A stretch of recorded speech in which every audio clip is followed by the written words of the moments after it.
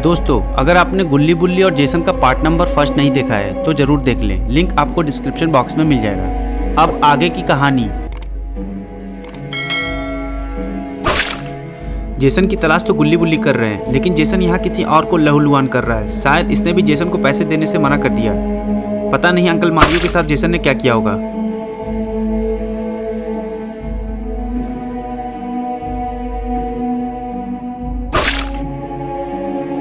अब गुल्ली बुल्ली उस खतरनाक बंगले के अंदर जाने वाले होते हैं, लेकिन तभी पॉटी बॉय शॉन कहता है, गुल्ली एक बार फिर सोच लो, कहीं ऐसा ना हो उधर अंदर जाने के बाद हम वापस ही ना आए। हमें पहले जेसन को ढूंढ लेना चाहिए।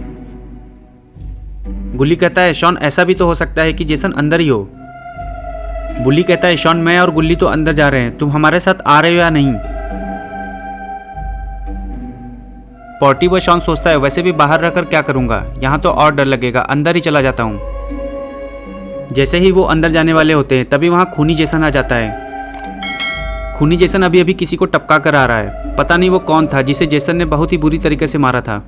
खूनी जेसन गुल्ली बुल्ली को देखकर डर जाता है और वहाँ से वो कल्टी मारने वाला होता है, लेकिन गुल्ली उसे देख लेता है और कहता है, तुमने हमारे मारियो अंकल के साथ क्या किया। लेकिन जेसन कुछ नहीं बोलता है। नॉटी बॉय शॉन कहता है, जेसन सब सच बता दो, क्योंकि रॉड ने हमसे सब बता दिया है। लगता है तुम वो पुरानी वाली मार भूल गए हो। जेसन को पता था कि गुल्ली बुल्ली बहुत बुरा मारते हैं। जेसन अपनी मार याद करता है और कहता है, शॉन भैया मैं सब सच बताता हूँ, वो अंकल तुम्हारे अंकल थे, मुझे नहीं पता था। जब से तुम लोगों ने मुझे मारा है मेरा जो भौकाल था वो खत्म हो गया है। अब लोगों में मेरा डर नहीं रहा। मेरे पास खाना खाने तक के लिए पैसे नहीं हैं, तो मैंने तुम्हारे अंकल से पैसे लेने चाहा और वो भागने लगे। अच्छा हुआ वो मेरे हाथ नहीं आए, वरना मैं उन्हें मार देता, और अगर तुमको पता चलता तो तुम लोग मुझे मार देते। शॉन भैया बस यही बात है। गुल्ली जेसन से पूछता है, जेसन ये बताओ अंकल कहाँ हैं, वो किधर की तरफ गए। जेसन कहता है, जब मैंने अंकल का पीछा किया तो वो उस बंगले में चले गए। मैंने उनको रोकने की बहुत कोशिश की, शायद वो मुझसे डरे हुए थे। शॉन कहता है, ठीक है तुम भी हमारे साथ चलो, नहीं तो हम लोग तुम्हें बहुत मारेंगे, क्योंकि ये रायता तुमने ही फैलाया है। जेसन सोचता है मार खाने से अच्छा है कि इनके साथ ही चला जाऊं। अब गुल्ली बुल्ली, पॉटी बॉय शॉन और जेसन बंगलों के अंदर जाते हैं।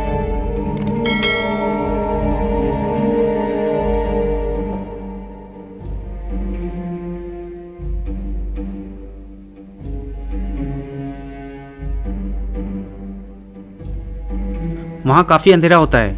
ऐसा लग रहा था जैसे ये बंगला बहुत सदियों पुराना है। शायद यहाँ इंसान तो क्या, परिंदों ने भी काफी साल से कदम नहीं रखा था।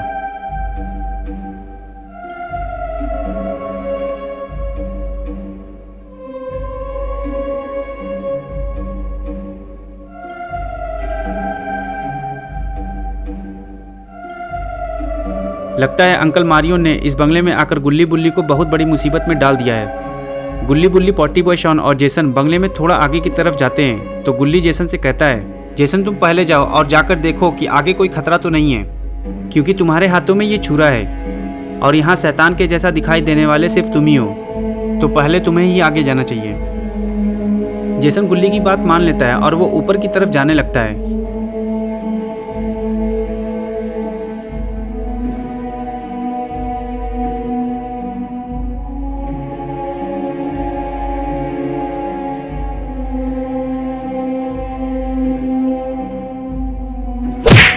लेकिन तभी जेसन नीचे की तरफ गिर जाता है। शायद उसे किसी ने लात मारा है।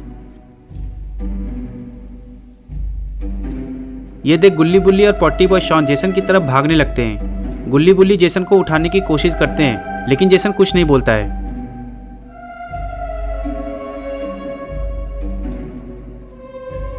तभी पॉटी बॉय शॉन कहता है, गुल्ली जरा ऊपर की तरफ देखो। जैसे ही गुल्ली बुल्ली ऊपर की तरफ देखते हैं तो उन्हें वहां शेल्डरमैन दिखाई देता है।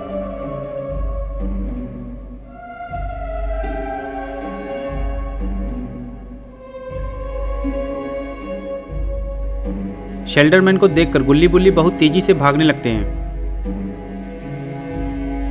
गुल्ली बुल्ली और पॉटी बॉय शॉन दरवाजे को खोलने की बहुत कोशिश करते हैं, लेकिन वो दरवाजा नहीं खुलता है।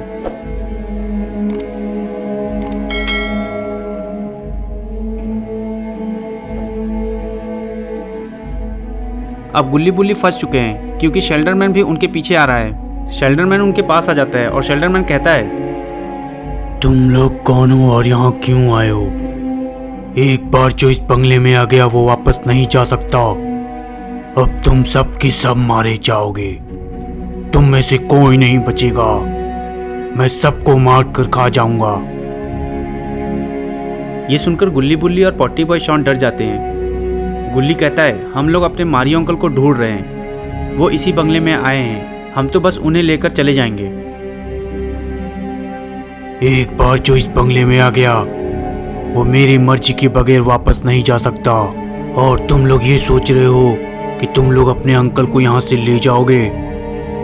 तुम चूजों को मारने में मुझे जरा सा भी वक्त नहीं लगेगा।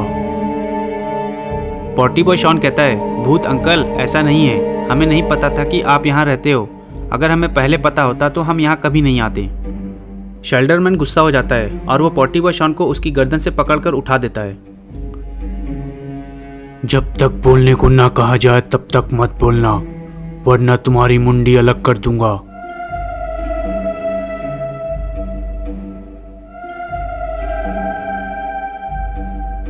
बुल्ली कहता है, शॉन तुम्हें समझ नहीं आता है। जब तक मैं और गुल्ली बात कर रहे हैं तुम्हें बोलने की कोई जरूरत नहीं है। मैं तुम्हारे मारियो अंकल को दे दूंगा, लेकिन तुम लोगों को मेरा एक काम करना होगा। गुल्ली बुल्ली और पॉटी बॉय शॉन सोचने लगते हैं, आखिर कैसा काम। कुछ देर सोचने के बाद गुल्ली कहता है, ठीक है हम तुम्हारा काम कर देंगे, लेकिन पहले हमें मारियो अंकल को दिखाओ।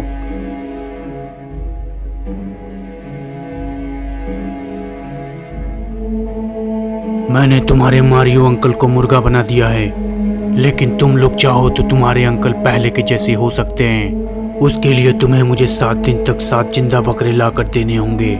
फिर 7वें दिन ये मुर्गा तुम्हारे अंकल में बदल जाएगा। और अगर तुमने कोई चालाकी करने की कोशिश की या तुमने बकरे लाने में देरी की तो तुम अपने अंकल को हमेशा के लिए खो दोगे।